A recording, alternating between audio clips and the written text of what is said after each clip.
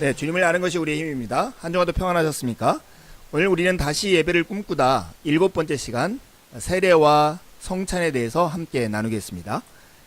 다시 예배를 꿈꾸다 이 책은 세 가지 질문으로 구성되어 있죠. 첫째는 어떻게 예배를 드릴까 하는 것이고요. 두 번째는 예배의 본보기 처음 예배는 어땠을까? 세 번째는 예배를 예배되게 하는 것이 무엇인가 하는 것입니다. 세 번째 질문에 대해서 우리는 6가지 답을 이 책에서 얻을 수 있는데요. 성경 봉독과 설교, 기도와 찬송, 세례와 성찬, 봉헌과 구제입니다. 예배는 칼뱅이 주장하는 것처럼 4가지 요소로 구성되어 있다고 할 수 있습니다. 하나님의 계시를 나타내는 설교와 성례, 그리고 그것에 대한 인간의 응답인 기도와 교제로 구성되어 있습니다. 오늘 우리는 세례와 성찬을 통해서 자녀됨을 확증하는 의식과 십자가와 부활, 천국을 맛보는 것의 의미를 확인해 보려 합니다. 여러분, 교회의 표지는 무엇일까요? 교회가 교회되게 하는 표지는 무엇일까요? 그것은 말씀과 성례입니다. 우리의 교회가 진정한 의미의 교회인지를 어떻게 판별할 수 있는가? 이 질문에 대해서 개혁교회의 신앙 고백은 교회는 하나님의 말씀이 순수하게 선포되고 복음에 따라서 성례전이 바로 집행되는 곳이다, 이렇게 말합니다. 어거스틴은 성례전을 눈에 보이는 말씀이라고 했는데요. 우리는 보이는 말씀으로서의 성례전에 대한 이해가 부족할 뿐만 아니라 그 실제에 있어서도 대단히 심각한 상태에 놓여있는 시대를 살고 있습니다. 보이는 말씀으로서의 성례전은 2가지가 있습니다. 하나는 세례이고요, 다른 하나는 성찬입니다.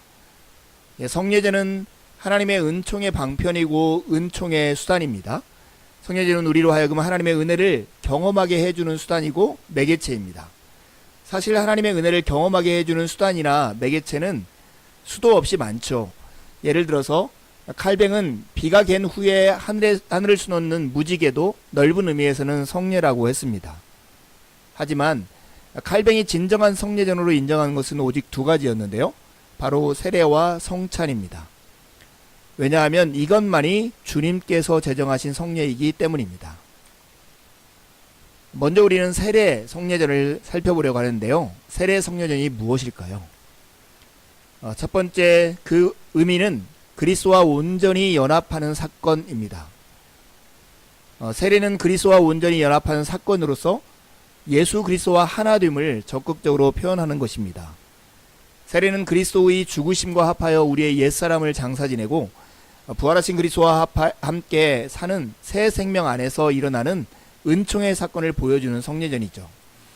그러므로 그리스도와의 연합된 새로운 몸으로서의 출발이 다짐되고 공포되는 예전인 세례는 세례받는 자들이 온전히 그리스도와 하나 되게 하는 은총의 방편이고 인침의 사건입니다.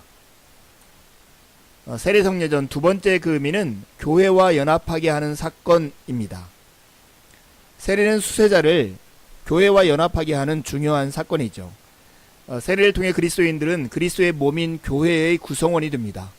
즉 세례는 수세자로 하여금 기독교 공동체의 일원이 되게 하는 의식입니다. 구약의 할례가 하나님의 언약 백성인 이스라엘 공동체의 일원으로 받아들여지는 수단이었듯이 세례는 영적인 할례로서 교회 공동체에 가입할 수 있는 은총의 수단입니다. 세례 성례전 그 3번째 의미는 중생 곧 새 생명을 받는 사건입니다. 세례는 중생 곧 새 생명을 받는 사건인데요. 초대교회는 수세자를 물에 완전히 잠갔다가 다시 일으켜 세우는 방식으로 세례를 주었습니다. 이는 그가 새 사람, 즉 새 생명이 되었다는 것을 보여주기 위함이었죠. 세례란 옛사람이 죽고 그리스도 안에서 새로운 피조물로 다시 태어남을 적시하는 사건인 것입니다. 세례 성례전 그 4번째 의미는 죄를 씻는 의식입니다. 세례는 죄를 씻는 의식인데요. 죄를 씻는다는 것은 더러움으로부터 깨끗하게 함과 죄의 과오로부터 깨끗하게 되는 것을 말합니다. 세례와 죄를 씻는 것은 둘이 아니라 하나의 사건입니다. 그래서 초대교회에서는 수혜자들에게 자신의 죄를 씻고 용서받기 위해서 세례를 받기 전 며칠간 금식하면서 준비하라는 명령이 주어지기도 했습니다. 그만큼 회개가 강조되고 우선되었던 것이죠. 세례성례전 그 다섯 번째 의미는 성령으로 인침을 받는 사건입니다. 세례는 성령으로 인침을 받는 사건이기도 하는데요. 인침이라고 하는 것은 확실하게 구별되도록 표시하는 것을 말합니다. 일종의 도장을 찍는 것이죠. 여기서 보증은 인침이라는 말과 함께 등장하는데요. 세례를 받을 때 하나님께서 성령을 통해 당신의 자녀됨을 확실히 보증하신다는 뜻이 담겨 있습니다. 이것을 정리하면 이와 같죠. 세례는 그리스도와의 온전히 연합하는 사건이고요. 교회와 연합하게 하는 사건이고, 중생 곧 새 생명을 받는 사건이고, 죄를 씻는 의식이고, 성령으로 인침을 받는 사건입니다. 구약으로 보면 할례와 같은 의식이 세례입니다. 보통 우리 교회는 세례를 행하지만 침례교라고 하는 교단은 침례를 행하죠. 세례가 맞을까요? 침례가 맞을까요? 형식보다 세례의 신학적 의미를 잘 드러내야 하는 것이 답이라고 볼 수 있습니다. 초대교회는 강물에서 수혜자들을 잠기게 하는 것만 고집하지는 않았습니다. 오히려 성삼위일체 하나님의 이름으로 죄를 씻고 하나님의 자녀로 묻 증인들 앞에서 인침을 받는데 더 강조점을 두었던 것입니다. 세례성례전의 집례에 있어 가장 주의해야 할 것은 얼마나 진지하게 준비하여 교육 과정을 거쳐 신앙 고백을 하고 하나님의 새로운 자녀로 인침을 받게 되는지에 대한 것입니다. 그리고 이것이 충족되었을 때에 더 나아가 세례의 신학적 의미를 충분히 드러낼 수 있도록 형식에 있어서도 보완해야 할 것입니다. 실제 초대교회에서는 3년 동안 세례 교육을 시키고 부활절이 있는 그 주간 성목요일에 몸을 씻는 목욕을 하고 성금요일과 토요일에는 금식을 하고 부활절 새벽에 세례를 받았다고 합니다.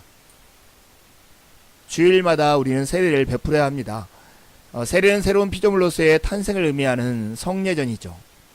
세례를 교회 공동체의 일원이 된다는 의미와 함께 예수 그리스도와 합하여 온전한 그리스도의 사람이 되는 결정적인 사건입니다. 그러므로 교회는 세례의 깊은 의미를 분명하게 교육하고 가르치면서 주님께서 부활하신 주일에 더욱 자주 그리고 많이 세례를 의미 있게 베풀어야 할 것입니다. 그리고 세례 성례전이 베풀어지는 곳마다 기독교의 생명력의 발길은 이 땅 위에서 더욱 확산될 것입니다. 지금까지 우리는 세례를 살펴봤는데요. 성례의 또 한 가지 요소인 성찬에 대해서 살펴보고자 합니다. 성찬은 십자가와 부활 천국을 맛보는 것입니다. 약한 믿음을 뒷받침해주는 성례, 그것이 바로 성찬입니다. 성례전은 보이는 말씀인데 그 안에 세례와 성찬이 있다고 했죠. 우리는 예배를 드리며 선포되는 말씀을 통해서 하나님을 만납니다. 그런데 예배 가운데서 하나님의 말씀은 또 다른 형태로 우리에게 주어지기도 하는데요. 이것이 바로 보이는 말씀인 성례전입니다. 선포된 말씀인 설교와 보이는 말씀인 성례전은 상호 보완적인 관계에 있습니다. 예배에 있어서 이 둘은 항상 같이 있는 것이 원칙이고, 그러기에 초대교회 예배도 말씀 예전과 다락방 예전으로 이루어졌던 것입니다. 이 말씀과 성례, 이것은 결혼 서약과 결혼 반지에 비유할 수 있습니다. 결혼 반지라고 하는 것은 이미 서약된 약속을 보증하는 외적이며 가시적인 표시이죠. 선포된 말씀에 대한 외적이며 가시적인 표지가 바로 성례인 것입니다. 그렇다면 성찬 성례전은 무엇일까요? 먼저 예수님의 십자가의 죽으심을 기념하는 의식입니다. 예수님께서는 6월절 어린 양으로 오셔서 우리의 죄사함을 위해서 십자가에 달려 죽으심으로 우리를 죄와 사망에서 구원해 주셨습니다. 그러므로 성찬 성례전은 주님께서 재림하실 때까지 주님을 기념하는 소중한 예식입니다. 성찬 예식의 떡은 십자가에 못 박히신 예수님의 몸을, 포도주는 십자가에서 흘리신 주님의 피를 의미합니다. 성찬 성례전의 두 번째 의미는 예수님의 부활을 축하하며 기념하는 예식입니다. 성찬식은 예수님의 십자가의 죽으심을 기념하는 예식이면서 동시에 예수님의 부활을 축하하며 기념하는 참된 기쁨의 예식입니다. 초대교회의 성찬식은 최후의 만찬에서 유래되었다기보다는 예수님이 부활하신 후에 제자들 앞에 나타나 함께 식사했던 일에 대한 기억에서 유래되었다고 할 수 있습니다. 따라서 초대교회의 성찬식 분위기는 기쁜 잔치와도 같았습니다. 어떤 슬픔이나 눈물도 없었죠. 성찬성례전 세 번째 의미는 미리 맛보는 천국 잔치입니다. 성찬식은 요한계시록 19장에 나오는 어린 양 보좌 앞에서 우리가 주님의 신부로 참여하게 될 하나님 나라에서의 혼인잔치를 이 땅에서 미리 맛보게 한다는 데 의미가 있습니다. 예수님은 최후의 만찬에서 너희로 내 나라에 있어 내 상에서 먹고 마시며 또는 보좌에 앉아 이스라엘 12지파를 다스리게 하려 하노라 이렇게 말씀하셨습니다. 정리하면 이렇습니다. 성찬성례전에는 세 가지 의미가 있죠. 십자가를 기념하는, 부활을 기념하는, 천국잔치를 맛보는. 성찬식은 우리의 죄와 사망에서 구원하기 위해 예수님께서 십자가에서 몸을 찢기고 물과 피를 다 흘리고 죽으심을 기념하고 재현하는 감사의 예식입니다. 더불어 예수님의 부활을 축하하고 감사하며 기쁨으로 떡을 떼는 부활절 식사입니다. 더 나아가 주님께서 만왕의 왕으로 심판주로 이 땅에 재림하실 때에 믿는 사람들이 참여하게 될 천국 잔치를 미리 맛보는 너무나도 소중한 감사 예전입니다. 이것은 구약의 유월절 잔치에 비유할 수 있습니다. 그렇다면 우리는 이 성찬 예식을 얼마나 자주 행해야 할까요? 보통 1년에 2번이나 4번 행했는데 그렇게 해야 할까요? 초대교회 그리스도인들은 모일 때마다 예배 드릴 때마다 성찬식을 거행했고 칼뱅은 초대교회의 관례를 따라 교회는 최소 일주일에 한 번, 즉 주일 예배 때에 성찬식을 거행해야 한다고 주장했습니다. 그러나 아직도 우리나라의 교회들은 성찬 예식을 1년에 2번 혹은 많아야 4번 정도 집례합니다. 칼뱅은 이렇게까지 얘기했는데요. 사람들이 1년에 한두 번 성찬에 참여하도록 한 관례는 분명히 악마의 농간이다. 우리는 지금보다 훨씬 더 자주 이 성찬 예식을 거행해야 할 것입니다. 성찬 성례전을 회복할 필요가 있는 것이죠. 우리는 이렇게 결론을 내릴 수 있습니다.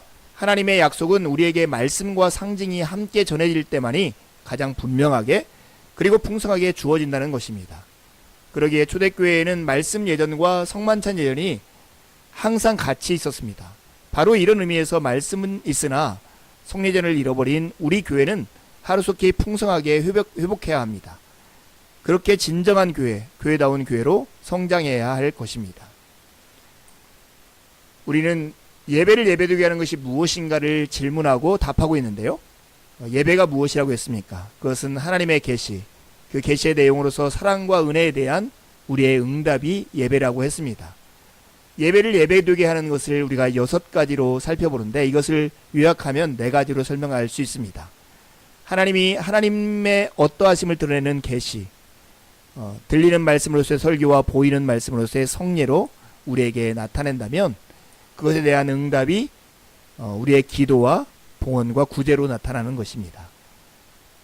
잘 살펴서 우리의 예배가 하나님이 기뻐 받으실 만한 예배다운 예배로 나아가기를 간절히 기대합니다. 2가지 질문하고 마치려 합니다. 세례의 5가지 의미는 무엇이고 성찬의 3가지 의미는 무엇입니까? 세례 예식을 보다 더 의미 있게 하려면 어떤 면을 보충해야 할까요? 성찬의 감사함으로 받으려면 어떻게 준비하는 게 좋을까요? 한 주간도 주님의 은혜를 의지해 살고 복된 주일에 함께 만나 기쁨으로 주님을 예배하시죠. 감사합니다.